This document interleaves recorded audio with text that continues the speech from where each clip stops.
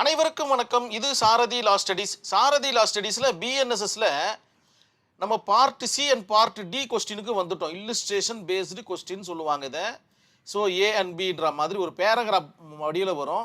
மிக மிக மிக எளிமையான ஒரு டாப்பிக்கும் கூட. ஒரு தடவைக்கு 2 தடவைக்கு நீங்கள் அந்த இல்லுஸ்ட்ரேஷனை படித்தா மட்டும் போதும். அது மட்டும் கிடையாது, இந்த இல்லுஸ்ட்ரேஷனை நீங்கள் பார்ட் ஏ பார்ட் பிக்கு எந்த இடத்துல சூட்டபுளாக இருக்கோ அந்த இடத்துல நீங்கள் உபயோகப்படுத்திக்கலாம். இதெல்லாம் பார்த்தீங்கன்னா கொஸ்டின் பேப்பரையே பார்த்து காப்பி அடிக்கக்கூடிய மெத்தட் இதெல்லாம். இது 64வது வீடியோ. நீங்கள் 63 வீடியோவை பார்த்து நோட்ஸ் எடுத்திருந்தா மட்டும்தான் இந்த part C and part D question மிக எளிமையாக இருக்கும் அப்படின்றத இந்த இடத்துல நான் பதிய வைக்கிறேன். இன்னும் கொஞ்சம் எளிமையாக ஆக்கிறதுக்காக நம்மளுடைய சாரதி லா ஸ்டடீஸில் பிஎன்எஸ்எஸ் கலர் ஒர்க் புக் அப்படின்ற மாதிரி ஒரு கான்செப்டை கொண்டு வரோம். எப்படி இருக்கும் அப்படின்னு பார்த்தீங்கன்னா, இந்த ஸ்லைடை நீங்கள் முழுசாக இந்த இடத்துல பிரிண்ட் பண்ணி வச்சுருக்கோம் கலர்லேயே. இந்த இடத்துல உங்களுக்கு பிளாங்க் ஸ்பேஸ் கொடுக்கப்பட்டிருக்கும். இப்போ இதில் எப்படி டைப் பண்ணி வச்சுருக்கோம் அதே மாதிரி நீங்கள் உங்களுக்கு என்ன மாதிரி புரியுதோ வீடியோவை பார்த்து அதை நீங்கள் அப்படியே எழுத போகிறீங்க. பின்னாடி பார்த்தீங்கன்னா பிளாங்க் ஸ்பேஸ் இருக்கும். அதில் 2 கேஸ் ஸ்டடி எழுதிட்டிங்கன்னா லாஸ்ட் மினிட்ல வீடியோ பார்க்குறது உங்களால் தவிர்க்கலாம். அது மட்டும் இல்லாமல் இந்த கான்செப்ட் பார்த்தீங்கன்னா உங்களுக்கு சிஜே சிவில் ஜட்ஜுக்கும் உதவுவதற்கு வாய்ப்புகள் இருக்குது. ஏன்னா நீங்கள் எடுக்கக்கூடிய நோட்ஸ் தான் உங்களுக்கு என்டையர் கான்செப்டுக்கும் உதவும்.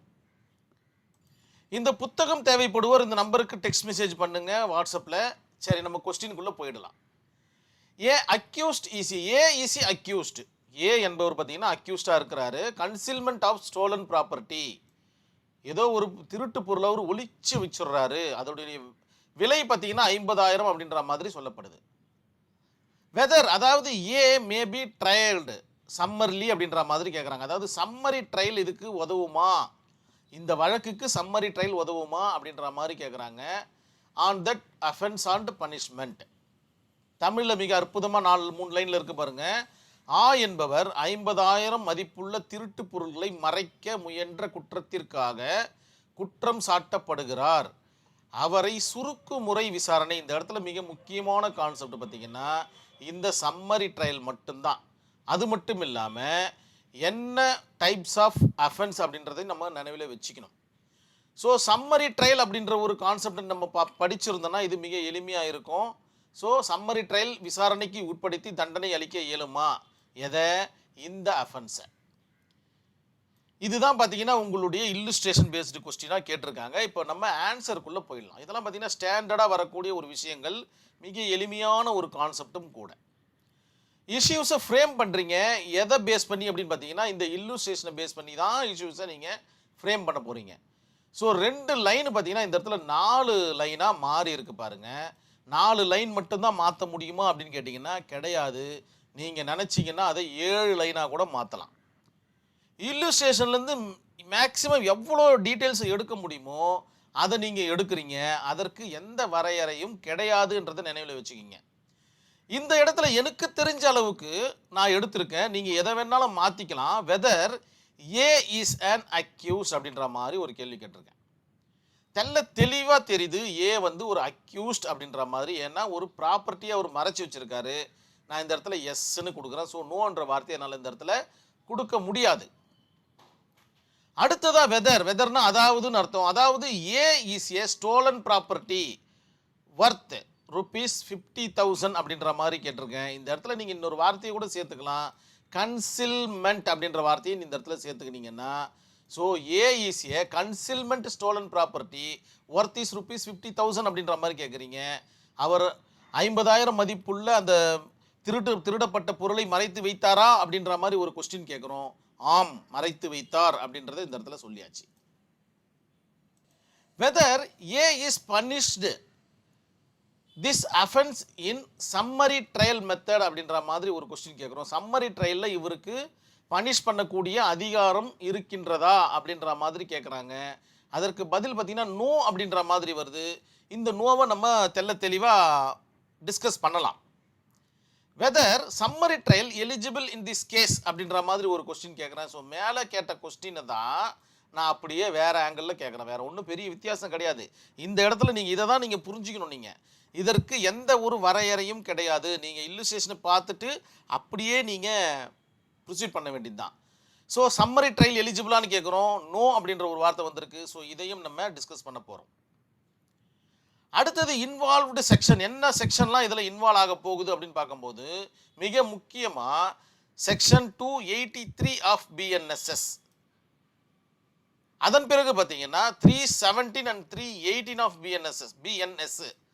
இந்த இடத்துல பிஎன்எஸ்ஸும் இருக்குது, பிஎன்எஸ்எஸ்ஸும் இருக்குது. அதாவது ஐபிசியும் இருக்குது, சிஆர்பிசியும் இருக்குன்றத நினைவில் வச்சுக்கிங்க. இப்போ 283 ஆஃப் பிஎன்எஸ்எஸ் என்ன சொல்ல வருது அப்படின்னு பார்த்தீங்கன்னா 2 years and below offence only a summary ட்ரையல்னு சொல்லியாச்சு. 2 வருடங்கள் அல்லது அதற்கு குறைவான வருடங்களுக்குரிய இம்ப்ரிசான்மெண்ட் இருந்தால் மட்டும்தான் நீங்கள் சம்மரி ட்ரையல் நடத்த முடியும் அப்படின்ற மாதிரி சொல்லியாச்சு. அடுத்ததாக நம்ம 317 ஆஃப் பிஎன்எஸ் கிட்ட வரும். ஸ்டோலன் கன்சீல்மெண்ட் ப்ராப்பர்ட்டிக்கு அதை பற்றி டிஸ்கஸ் பண்ணுது. இது அது 3 வருட காலங்கள் இம்ப்ரிசான்மெண்ட் கொடுக்கக்கூடிய ஒரு தண்டனை. ஒரு மறைக்கப்பட்ட பொருளை, திருடப்பட்டு மறைக்கப்பட்ட ஒரு பொருளை, அதற்குண்டான தண்டனை பார்த்தீங்கன்னா 3 வருடங்கள். அது மட்டும் இல்லாமல் 50,000 மதிப்புள்ள பொருள் சொல்லியாச்சு. ஸோ 50,000 மதிப்புன்னா ஃபர்ஸ்ட் கிளாஸ் மேஜிஸ்ட்ரேட் தான் வருவார். நீங்கள் இந்த இடத்துல ஹைராச்சி ஆஃப் கோர்ட்டு அப்படின்ற ஒரு வீடியோவை பார்த்தீங்கன்னா உங்களுக்கு புரிய வரும்.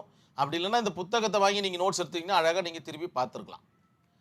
செக்ஷன் 318 ஆஃப் பிஎன்எஸ்எஸ் சீட்டிங்கில் வரும். இது சீட்டிங்க்கு தகுந்தா போல அதனுடைய இம்ப்ரிசான்மெண்ட்டை உயர்த்திக்கும்.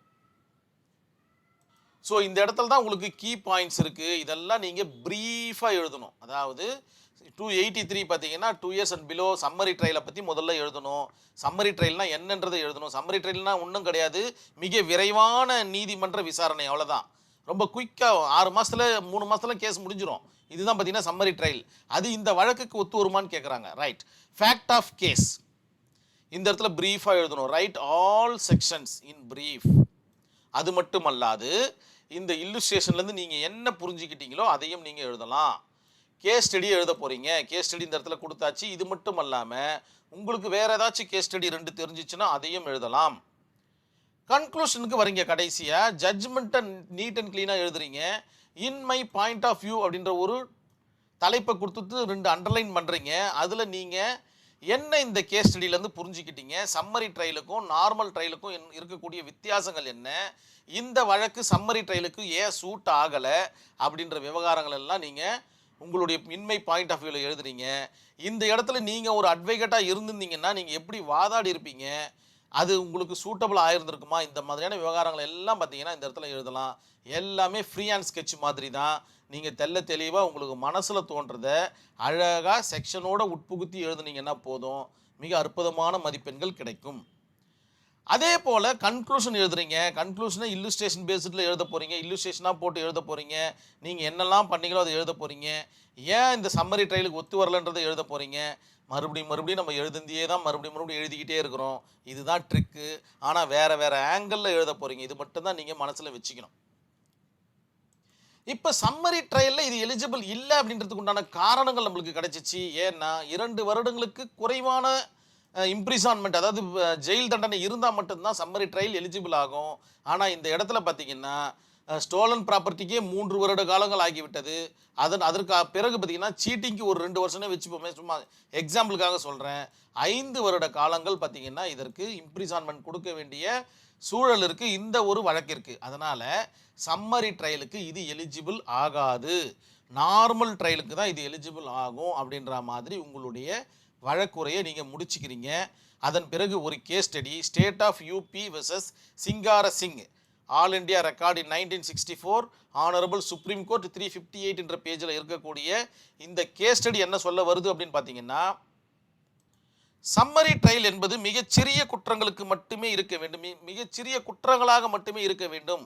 சின்ன திருட்டு, சின்ன அடிதடி, இந்த மாதிரியான விவகாரங்களாக இருக்க வேண்டும். மேலும் தண்டனை மூலம் குற்றத்தின் வீரியம் பார்த்தே, அதாவது குற்றத்தினுடைய வீரியம் பார்த்து இதை சம்மரி ட்ரையலில் கொண்டு போகலாமா அல்லது நார்மல் ட்ரையலில் கொண்டு போகலாமான்றதை ஆனரபிள் கோர்ட்டு டிஸ்கஸ் பண்ணிக்கும். அதன் பிறகு தான் நம்பரும் ஆகுன்றதை நினைவில் வச்சுக்கிங்க. எஸ்டிசின்னு சொல்லுவாங்க, சம்மரி ட்ரையல் கேஸுன்னு சொல்லுவாங்க. நீங்கள் செக் பவுன்ஸ் கேஸ்லலாம் நீங்கள் பார்க்கலாம். செக் பவுன்ஸ் கேஸில் பார்த்தீங்கன்னா 2 வருடத்திற்கு மேலே உங்களால் தண்டனை விதிக்க முடியாது. அதனால தான் பார்த்தீங்கன்னா எல்லா செக் பவுன்ஸ் கேஸையும் எஸ்டிசியில் தான் நடத்துவாங்க. இதையும் நீங்கள் உட்புகுத்தி எழுதலாம் அப்படின்றத இந்த இடத்துல நினைவில் வச்சுக்கிங்க. ஏதாச்சும் ஒரு ஜுடிஷியல் மேஜிஸ்ட்ரேட்டில் போயிட்டு ஒரு கொஞ்சம் ப்ராக்டிஸ் பண்ணுங்க. இந்த விவகாரங்கள்லாம் நம்மளுக்கு புரிய வரும். அதனால தான் சொல்ல வரேன். எஸ்டிசி சம்மரி ட்ரையல் கேஸ் எதில் அதிகமாக யூஸ் பண்ணுறாங்கன்னு பார்த்தீங்கன்னா செக் பவுன்ஸ் கேஸ், காசோலை மோசடி வழக்கில் யூஸ் பண்ணுறாங்க. இதுவும் ஒரு வகையான சீட்டிங் தான். 2 வருடங்களுக்கு குறைவான தண்டனை விதிக்க முடியாது. 1 வருடம் 6 மாதம் இப்படி தான் விதிச்சுட்டு இருப்பாங்க.